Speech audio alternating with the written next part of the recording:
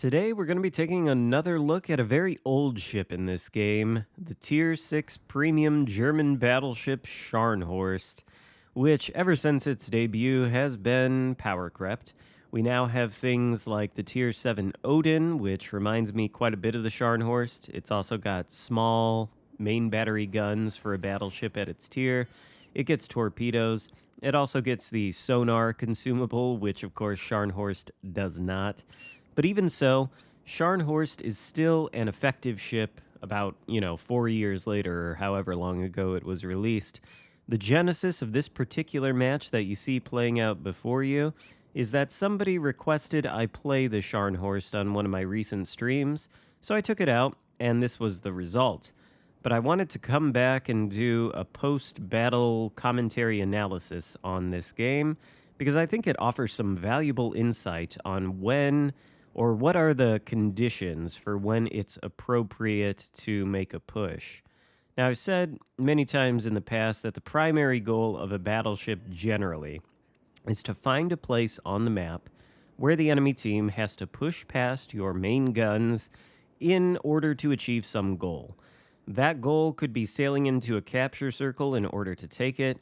It could be pushing into your teammates in order to damage or sink them.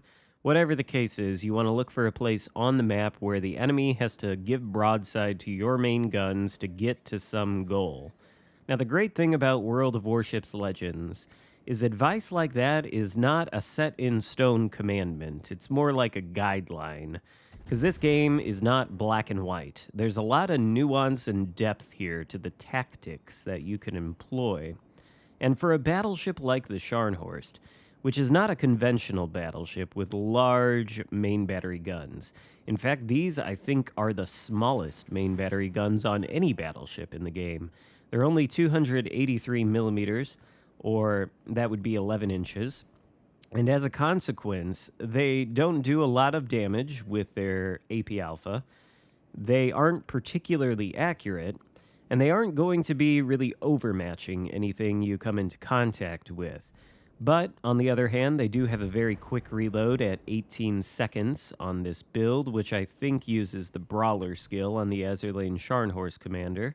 So, a lot of theoretical DPM at the very least. And against cruisers, the small caliber of the main guns I think is actually helpful. But in any case, this is not the kind of ship where you're going to be putting it somewhere on the map in order to stop the enemy from pushing with the threat of your main guns, because your main guns are not all that threatening, at least not at long range. So the goal for a ship like the Scharnhorst is to find a way to push in and deal a lot of damage to the enemies. This ship is particularly difficult to take down. It's very well armored for the tier. Oh, by the way, small main caliber battery guns on a cruiser. There you go. Dev Strike on the De Grasse. 3 Citadels. First Blood medal as well. This ship is lethal against cruisers. You don't want to be giving broadside to the Scharnhorst in any cruiser. The small size of the main battery guns, I think, will help ensure that you don't eat any overpens, so you cannot rely on that broadside or no armor is best armor tactic. You really do need to angle against this thing if you're playing a cruiser. In any case, we're not going to get a lot of value out of the main battery guns. You see there against North Carolina, like 10 kilometers away, we hit him with 4 shells, which in any other battleship probably would have done quite a bit of damage, but in the Scharnhorst, we only get like 6K. So the goal is we need to find a way to push in with this ship because we also have torpedoes, and that is sort of our trump card. Our main battery guns are not really going to be dealing an awful lot of damage to things like enemy battleships at longer ranges, even when they're broadside. But at close range, say within torpedo range, which is 6 kilometers, we can do a whole lot of damage to battleship broadsides. And if that's not enough to take them out, then we have the torpedoes to finish them off. So the question is, when can we push in? And the answer right now is, well, we certainly can't push in on this flank yet. Now, of course, we did spawn near the Delta and Charlie Cap, so we are doing our best to play this area. But we've got a Sinop out there, we've got a North Carolina, we've got another cruiser pushing in behind the North Carolina, And there's a battleship, too, still out there that is currently unspotted. That means there's 4 ships here. Now, the Scharnhorst does have a turtleback armor scheme. It's got very robust side plating and deck armor. The bow and the stern, though, are overmatchable by 15 and 16-inch guns. Not a lot of people know this, but every Tier 6 battleship in this game has 26mm bow plating or worse, meaning it can be overmatched by 380mm guns or larger. That includes the Scharnhorst. So even bow tanking in this thing is not a good idea, as it is not in any particular Tier 6 battleship if you are facing something with 15-inch guns or larger. Nevertheless, the armor does offer quite a bit of protection, but as well armored as this thing is, if we push straight into the Sinop, the Andrea Doria, the cruiser out there, and the North Carolina, we aren't going to be floating for very long. A lot of times when you're trying to determine when do you push in, it's a matter of simple arithmetic. You say, okay, I'm 1 ship. I might be a nearly full health battleship, but if I push into this area, well, I've got the Sinop on my left. I've potentially got the North Carolina on my right. There's a crossfire right there. I can't angle effectively against both of those ships to begin with, because if I angle at one, I'm going to be giving too much broadside to the other just due to their position. Then we've got this Molotov that could potentially farm us as we push in, and the Andrea Doria that can continue to do some damage. So what we've done is we've sort of been sailing around this island here near the Delta Cap, and, we've been trying to decide when is a good time to push in. We decide the time is now because the Sinop, as you can see, has actually been taken out by our teammates. This means we got the Andrea Doria and the Molotov in front of us, and the North Carolina. NC can't shoot at us right now, though. Molotov and Andrea Doria can, but if we continue forward on our present path, we're going to put ourselves behind this island in front of us, and that's going to give us a bit of a reprieve.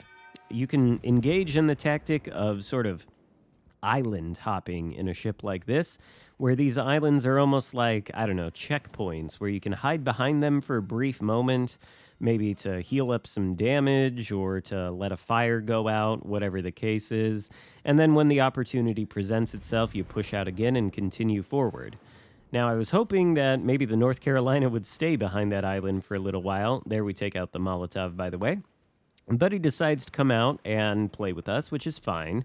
He's going to be giving us flat broadside. Don't know why. Maybe he doesn't respect the main battery of the Scharnhorst, but as you can see, up close we are able to deal a respectable amount of damage, and it looks like this guy is not going to vary his course and speed, so we launch a rack of torpedoes his way, which is after all our trump card.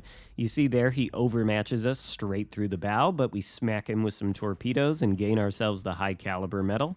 We're able to take him out with our main battery guns, and it actually counts as a dev strike on the North Carolina, which is pretty funny.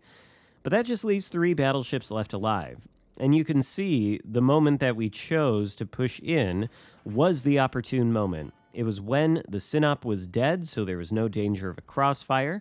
This Andrea Doria and the Molotov, which didn't turn out to be that big of a threat to begin with, we're both behind islands, so it was really just me versus the North Carolina, with nobody really able to assist him as far as dealing damage to me. Now, of course, we did take a little bit too much damage from the North Carolina because, again, the Scharnhorst's bow is absolutely overmatchable. You shouldn't be trying to bow tank with it against something like a North Carolina. Maybe if I had angled a little bit more and baited the shells into my side armor, then we wouldn't have taken as much damage. But, we can't go back in time. In any case, we're going to try to take out the Helena. There's no point really in shooting at the Andrea Doria in front of us because we're not going to deal a lot of damage to him. But we might be able to take out the Helena, and then potentially we're in Kraken territory if we can also kill the Andrea Doria. Of course, our shells, again, they don't deal all that much damage. That was a pretty disappointing salvo against the Helena. But our teammates take him down to almost nothing, so we might actually just be able to secure the kill here. That's got to be a dead Helena, right? And he does go down for our 4th kill of the game. That leaves Andrea Doria as the only ship left alive on this flank, and I don't actually think Andrea Doria can overmatch us unless it has 15-inch guns. But I want to say it doesn't. In any case, though, we only have 5,000 HP left, and, well, he could pen our superstructure enough to take us out. We're almost a minute away from our heels, so we're not going to get it. I thought, maybe about launching torpedoes, and I had the torpedo angle there, but the reason I didn't launch them is because I wanted to turn in. I thought he was going to be able to shoot me sooner than he actually did, and I also thought he'd be shooting AP rather than HE. Turns out I was wrong, but the HE is going to be enough to take us out. So at this point, I was thinking, let's go for the ram. Let's secure that Kraken. But unfortunately, the fire takes us out before we are able to ram. And even if we had, I don't know that that would have actually killed the Andrea Doria because he was going in reverse. We only had a couple HP left, and if we had rammed him, well, considering he's at full HP, might not have been enough to take him out.